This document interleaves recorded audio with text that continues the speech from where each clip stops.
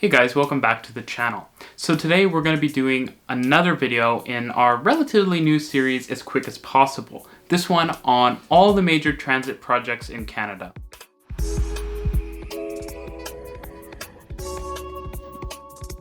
If you're not already, consider following us on Instagram. We have over 5,000 subscribers, but only around 500 followers over there, so we'd love to have you. Link in the description down below. Now today we're going to be doing the second video in our relatively new series, As Quick as Possible, and I'm going to be talking about all the major rail transit projects in Canada right now. So I'm going to start on the west coast and I'm going to work my way to the east. Let's get started. First off, we have Vancouver. Now Vancouver has a number of transit projects not under construction but under close planning. The biggest one is obviously the Broadway extension of the Millennium SkyTrain line out to Arbutus Street. Of course, that will eventually extend all the way to the University of British Columbia's Point Grey campus, though that's not currently on the books. There's also a plan to extend the Surrey leg of the Expo line down into Fleetwood. 4 additional stations would be built, and again, there would be a future extension further to the southeast down to Langley. Finally, we also have a new station on the Canada Line, Capstan Way, which is going to be underway quite soon, as well as a little extra one I'm going to throw in there, the Burnaby Mountain Gondola, which seems inevitable at this point. I mean, it's such a good business case. I really think it should be built. TransLink thinks it should be built, so hopefully we see that as well. Those are all the projects for the Vancouver area, and unfortunately, because Vancouver is the only really major city in all of British Columbia, all the projects for British Columbia. Next up, Alberta. So Alberta, unlike BC, has 2 cities with electrified rail transit, both Calgary and Edmonton, so let's start up north in Edmonton. In Edmonton, construction for the Valley Line Southeast down to Mill Woods is currently under construction with a wrap-up date somewhere towards the end of this year or the beginning of next year. This will include a brand new low-floor light rail line to the southeast of Edmonton. Of course, in the traditional high-floor network, there's a couple extensions planned. Currently, construction is already underway for an extension of the Metro line northwest into the new Blatchford area, which is a kind of redeveloped airport in northwest Edmonton, with further plans to extend the line up towards St. Albert in the future, though that's a little farther off, as it requires a major bridge over a Canadian National Railway yard. There's also plans to extend the existing Capital Line to the south, down to Heritage Valley, which will be quite a cool extension and would be the first time that the Edmonton LRT system actually crosses over Anthony Henday Drive, which is kind of a big deal because Calgary's LRT system passed its ring road several years ago, and so this would be kind of a first for Edmonton. There's also plans for the Valley Line West extension, which will take the brand new Valley Line and extend it out to the west of Edmonton, all the way out to Lewis Farms, connecting West Edmonton Mall, a location that is shockingly not connected to the LRT system already, given it is one of the largest malls in the world. Next up, there is one final kind of small extension, and that's the extension up to Gorman. That's an extension of the Capital Line to the northeast, which would extend basically the Capital Line close to Anthony Henday Drive. Of course, we're going to have more detailed videos on all of these projects in the future, so if you haven't already, consider subscribing down below so you don't miss a single video from us, and hit the bell icon so that you get notifications. Next up, we have Calgary down to the south. So Calgary is in kind of a weird place. It hasn't built a new major piece of rail infrastructure since the West Line, which was going on nearly a decade now since it was constructed, and so Calgary kind of needs a bit of a boost, and I think the Green Line is that boost to Calgary's transit. The Green Line would extend from southeast Calgary all the way up to the downtown core, where it would enter a tunnel, which is a first for Calgary, at least in the downtown core. I didn't forget you, West Line. The Green Line would then extend north using a bridge to cross the Bow River and then travel up Center Street, where it terminates at 16th Avenue North. Now, people are kind of trying to fight the Green Line, strangely, because there have been kind of proposals for it and discussion and communication going out for years, and so now that decisions are finally being made, it's a little strange that opposition just suddenly appeared. We think the current plan is quite good and we hope to see it constructed. Of course, after that is done, there will be further extensions of the Green Line both to the north and to the south, with the northern extension in particular likely having either a branch to Calgary International Airport or a connection to a new airport people mover, which would connect both the Green Line and a future extension of the Blue Line to Calgary International Airport. Now, as I mentioned, the Blue Line in Calgary will likely get an extension from its terminus at Settletown slightly farther to the north, likely to just east of the Calgary International Airport, where it would meet a future people mover connecting it to the main airport terminal, which would be fantastic given that Calgary will soon be the largest city in Canada which does not have an air rail connection, since Ottawa and Montreal are both currently constructing those. Of course, there's also proposals to extend other lines of the C-train system, including the current South Line further to the south, as well as the West Line further to the west, but there hasn't been a lot of progress, and Calgary, if I'm being honest, you're disappointing me a little. Let's get the ball moving, especially on the Green Line. It's a good project. Get it built. So next up, we skip over most of the prairie provinces and we hop into Ontario, where there are a number of rail transit projects currently under construction. So I'm just going to try to hit these rapid fire.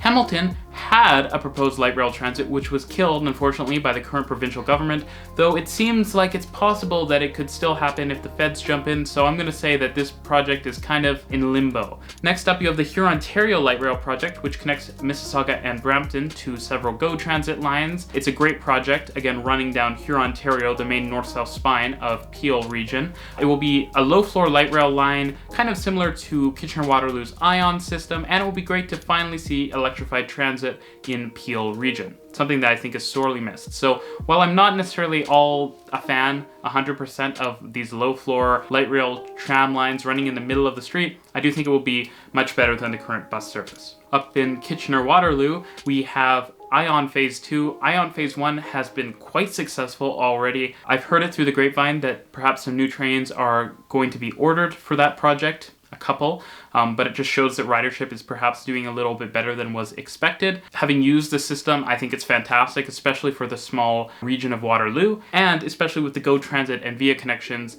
which will be improved with the major new central kind of transit hub project in Kitchener. ION Phase 2 extends ION service south into Cambridge and will be a big benefit, finally connecting pretty much the whole of the region of Waterloo to the rail network currently served by buses in the south to Cambridge. Now, in the city of Toronto, there's a number of projects, so let's try to again hit these rapid fire. We have the Finch West LRT and Eglinton LRTs currently under construction. Finch West is entirely at grade, except for two short sections at the termini, and is a typical light rail project, very much like the ones in Mississauga and Waterloo.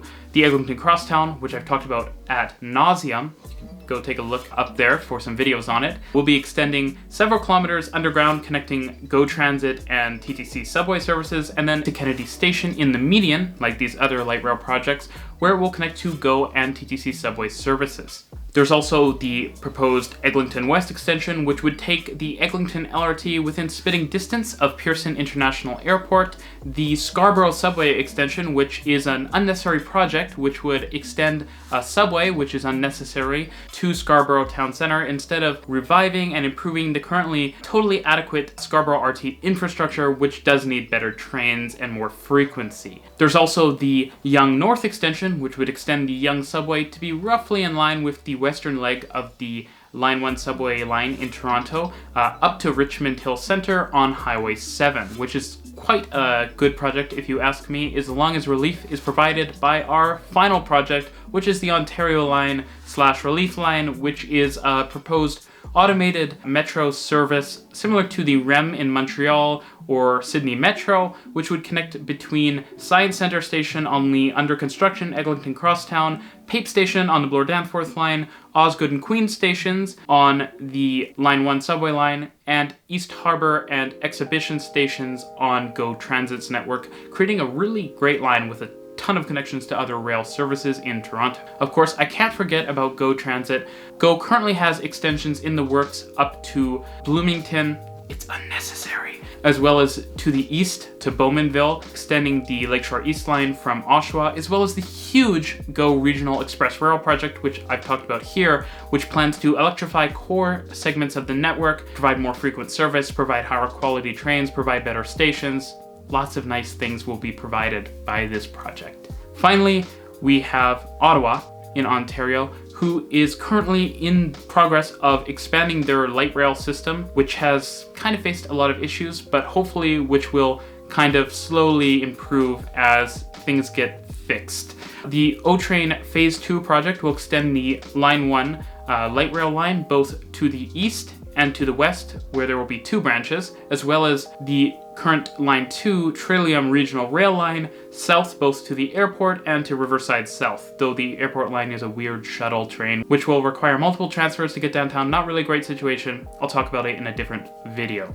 Ottawa's progress is really impressive though, especially considering that they just opened their first phase of electrified light rail. Again, it's called light rail. It's really light metro because of the type of service it provides, which is another topic for discussion in the future. Ottawa also has kind of tepid plans for a 3rd expansion phase, but nothing is really set in stone at the moment.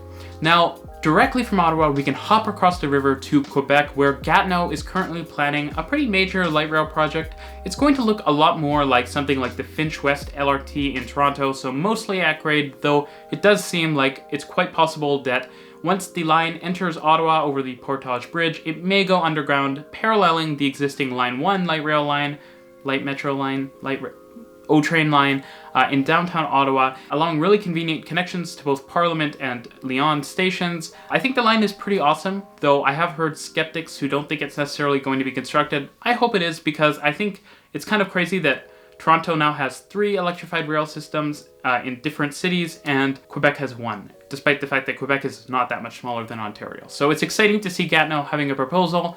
I hope it goes through. Next up, we have Montreal, and in this case, there's a ton of projects. I'm going to do them, again, rapid fire, since we recently made a video with a friend of the channel's up here on that topic. Montreal has the REM, which is currently being constructed. It's a 67-kilometer automated metro system that extends to Pierre Elliott Trudeau International Airport, the South Shore, the downtown core, lots of areas in the Montreal region.